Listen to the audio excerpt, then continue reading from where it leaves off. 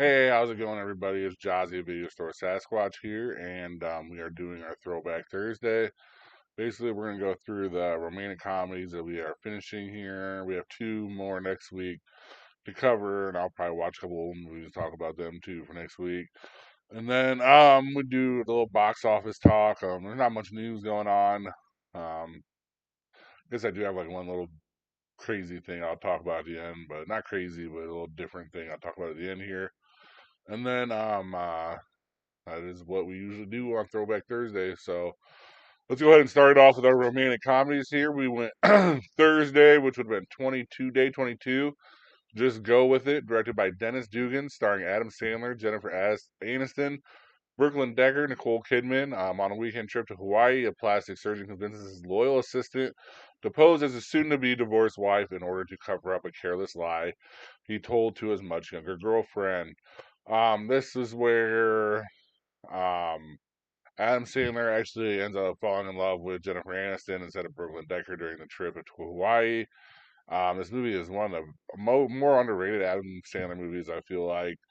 You either like it or you know about it, and you probably don't know, but like a lot of people might not know about it. I feel like it's just this one just goes under the radar for whatever reason. The first wife he's about to marry is his wife, his actual real life wife, Jackie Sandler, and then Dan Patrick's in here, Mika Kelly, Kevin Nealon, and Dave Matthews is all on it. Dave Matthews' part is actually uproariously hilarious. It's with just so much. Him and Nicole Kidman are married, and they are not very happy about their marriage, and they kind of like are faking it. Just like Adam Sandler and Jennifer Aniston are faking being married, and then they have this whole contest that's just one of the funnier parts of the movie. I love how the kid forces his way into the Hawaiian vacation. Jennifer Aniston's kid. It's pretty brilliant. He even sets it up in the beginning of the movie before all this would have started. So this movie is just very funny.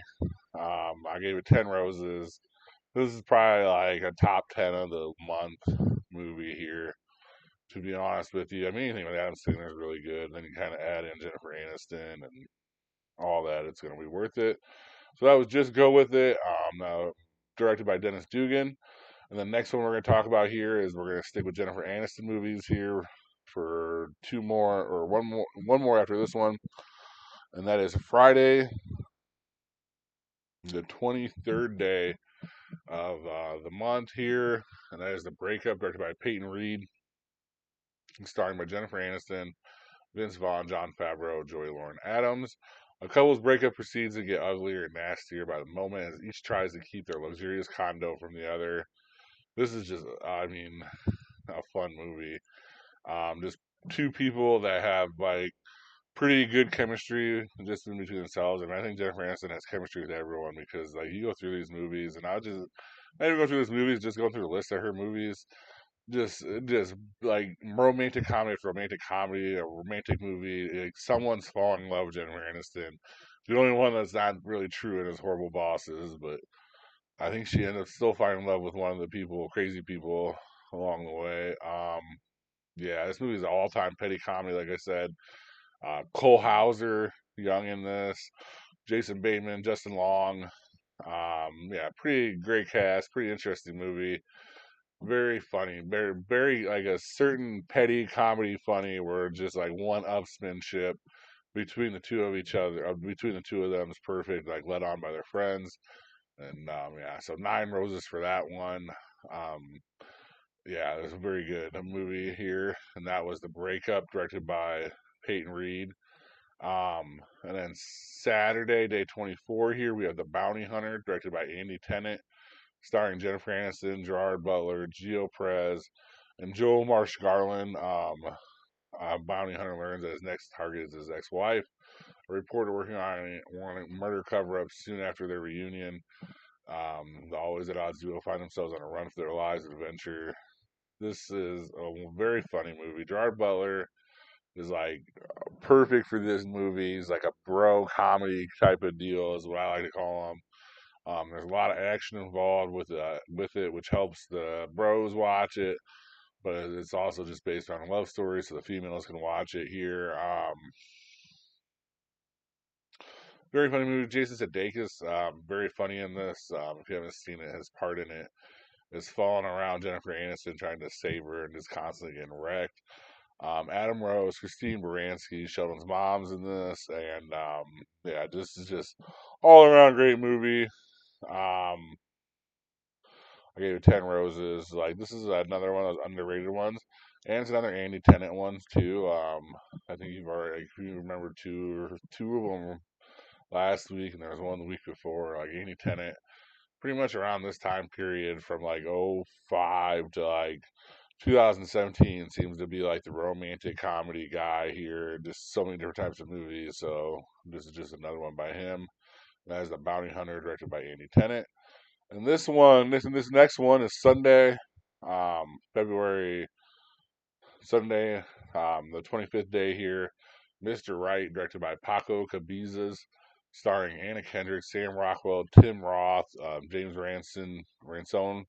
A girl falls for the perfect guy who happens to be who happens to have a very fatal flaw. He's a hitman on the run from the crime cartels who employ him. To be honest with you, like a lot of the humor is him just being honest with her about what he does, and like just seeing the interactions and them meeting Anna Kendrick and Sam Rockwell. I'm talking about here, and how he like kind of floats through life, just barely missing death, like here and there, and there's a lot of good parts of him. When Tim Roth realizes that the team that sent in to kill him in the first scene wasn't very professional, he immediately just walks away, doesn't even go in and try. Then he gets a new identity. This movie's good. This is a really original movie. RZA's in it, Katie, Nara, and I mean, there's a couple other people in here. It's kind of more low budget. I believe it's set in New Orleans, which is awesome. I give it 9 roses for sure. It's a different one of those. This is one of those bro comedy action movies that is a love story all around. And it's a very good take on it, and everyone did a very good job with this movie. I feel like this is the one that is one of the better ones that probably not too many people have heard of. So definitely check out Mr. Right, directed by Paco Cabezas. And then Monday we did the 26th day here. You Got Mail, directed by Nora Ephron, starring Tom Hanks, Meg Ryan, Greg Kinnear, and Parker Posey. Book Superstore magnate Joe Fox, an independent bookshop owner, Kathleen Kelly fall in love in the anonymity of the internet, both visibly aware that he's trying to put her out of business. Um, you could have gave me 100 guesses about who Tom Hanks' best friend in this movie was going to be, and I would have never told you it was Dave Chappelle. Steve Zahn's in this. Heather Burns' Miss Congeniality, which is the last movie of the month, is in this. It's hard to. I had just spotted her and I heard her voice, and I was like, I know that voice. I know the female that she like played because of her voice. Just there. And then I realized who it was, and I marked that down. First time I think I've ever sat down and watched this movie. To be honest with you, I mean, it was really worth it. It's a different time period coming into the first part of the internet here, where not many people were even involved into the internet. And then the people that were involved into it were just starting to like meet each other and use it as a dating service here, and that's kind of where we get this story from. I suppose that it said it was a remake actually from another movie. I don't know how much of it is incorporated and how much of it is a remake and what it is there. I didn't really look into it, but it's just really good. It's a Nora Ephron movie. If you look her up, she's like one of the best, I guess, from the '90s of romantic comedy movies. So it's good to get her on the list. It's good to get Meg Ryan on the list, Tom Hanks. They did kind of hit both here with this movie, the next movie we're about to talk about, and that is why it is on the list. That is You've Got Mail, directed by Nora Ephron. And then this next one we're talking about here is Tuesday, day 27. Sleepless in Seattle, directed by Nora Ephron, starring Tom Hanks, Meg Ryan, Ross Malinger, and Rita Wilson. A recently widowed man's son calls a radio talk show in an attempt to find his father a partner. This is another one of those first times seeing this movie. Really freaking good movie.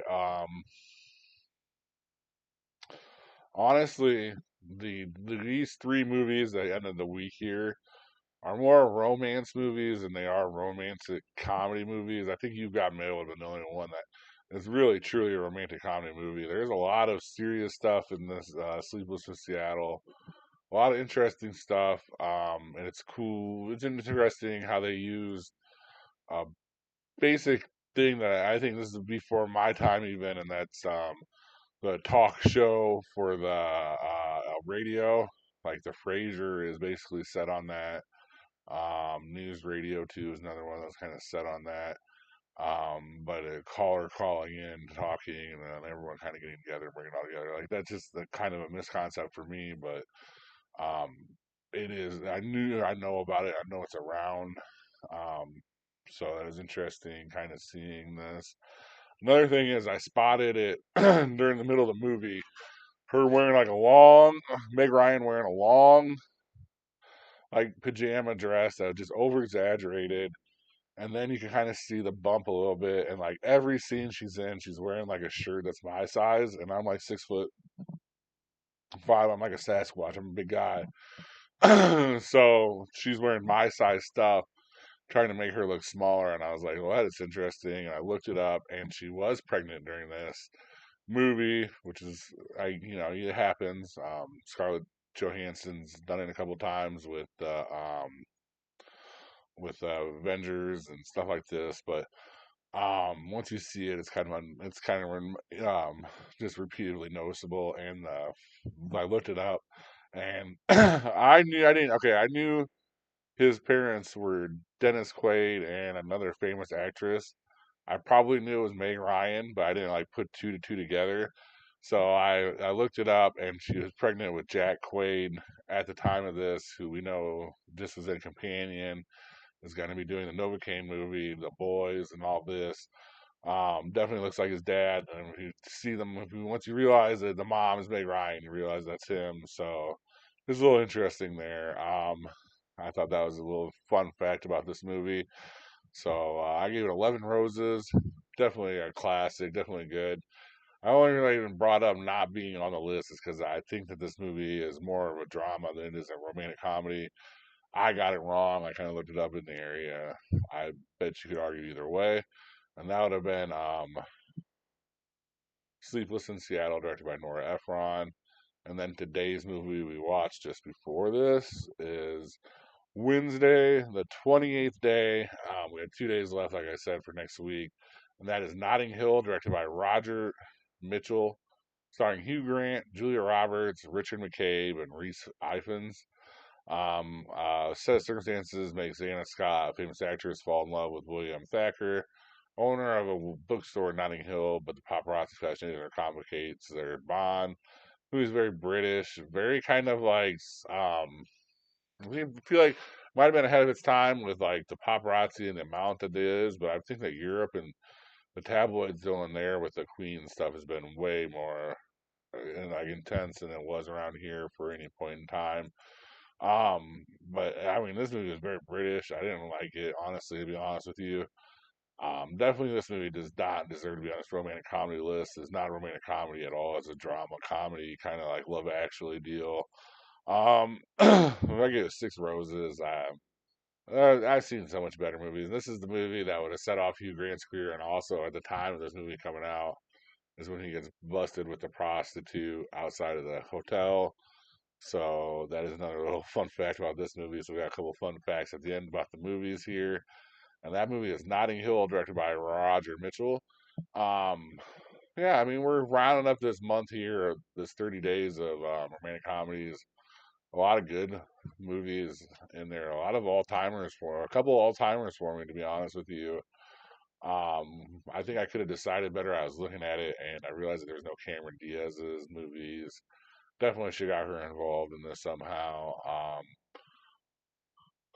But we'll figure it out. I mean, John Cusack wasn't even in any of these movies. I mean, we'll figure it out. I mean, it's only like a month here. Probably try to do something next month or next time around this year to do the same thing, or you know what I mean? We're just trying to hit the movies we can hit. I'm trying to give you a taste of what the movies I like are, so you can kind of hear the new movies that I'm watching. You kind of understand what movies I like, what movies I'm not a big fan of. I think the next one we're gonna do is gonna be associated with WrestleMania, and we're gonna get I don't know when it's gonna start. I'm looking up the I'll look up the dates here as it happens because we still have like a couple of weeks, you know. And we'll do wrestlers. So we'll do like 15 days of wrestling movies or 20 days of wrestling movies, whatever days we can get out of the calendar for those. And we'll try and go deep cuts too. We won't fill it up with rock movies. We'll try and get the old Hulk Hogan movies, the Rowdy Piper movie, and a couple other ones that might just surprise people at the act that there's a wrestler even in the movie. So we'll try and get a couple of those. And then something that is another thing we should look at here. Is just that. Um, the next thing we're gonna look at here. I'm sorry.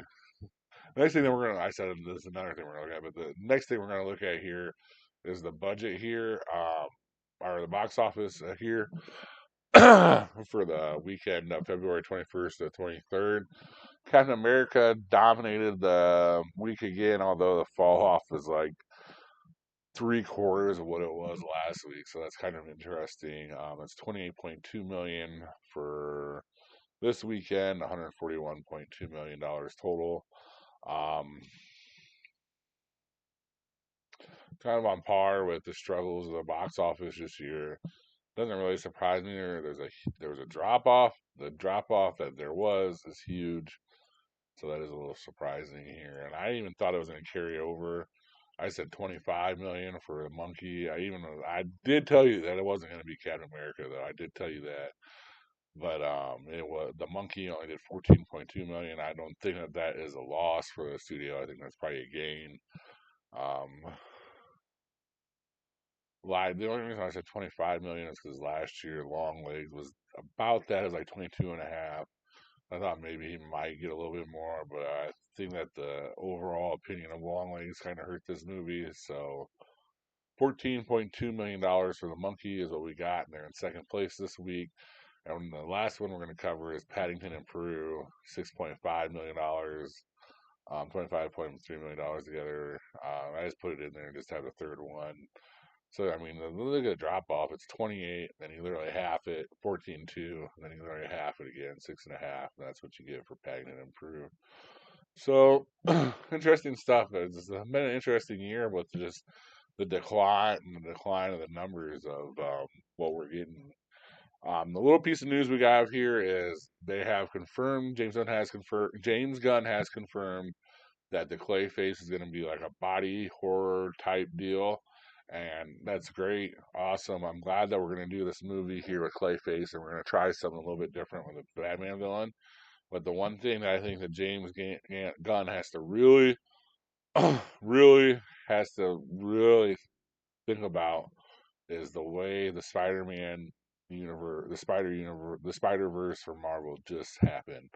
Because the last thing that we want to do here is we've already moved this movie up a year, or we already moved this movie, or we already moved Batman 2 back a year for this movie. We don't want to get a bunch of Batman villain movies and not have the Batman movie. We have Penguin and as a series, which is awesome series. If you haven't watched it on HBO yet, it's on HBO Max, HBO probably too as well. Um, Very good series with Colin Farrell. Um, so now we have the Penguin. We're gonna have um, the Sandman, and we're gonna have to wait another year for a Batman movie. And I'm just trying to tell you, James, watch out because think about what happened with the Spider Verse, and just think about the critically what happened to it, and what happened to it. It never had a Spider Man in it. So don't I would have been hesitant to skip that Batman this year if I was him. I think that he is interested in doing his own Batman too. So we don't even know if this Sandman movie is or Clayface movie. Sorry, I think I said Sandman. Clayface movie is going to even be um, if it's even going to be involved with Robert Pattinson's Batman, the Penguin kind of universe Batman, whatever we're gonna call this Batman. So DC has some. DC's already kind of stutter stepped it with the original launch of the DC universe. Now they've lost Henry Cavill as Superman. They're trying to reboot Superman. They're eventually going to try and reboot Justice League. And does Gunn want Superman or does Gunn want Robert Pattinson's Batman, or does he want his own Batman? Because there's casting for both. This is going to get complicated here, and you're going to lose fans just on that. I don't know. It's an interesting decision. I'm interested to see this Clayface movie. Sorry if I said Sandman like 3 times. It's like the same character kind of when you like look at it, except Clayface does more like separate stuff. Like he like bees people instead of like the Sandman, who's always constantly him. And one Spider-Man, one Batman. I get it. So my bad. Talking about Clayface. We're talking about the movie that's coming out in the year, and that's where we're at there. So let me know what you guys think about what I just said. Let me guys know what you think about anything I just said, and please like and subscribe. Have a good rest of your day or night, guys. Thank you for watching. Please like and subscribe. Comment your top movie picks for Throwback Thursday in the comment section. And see you next time in the cave.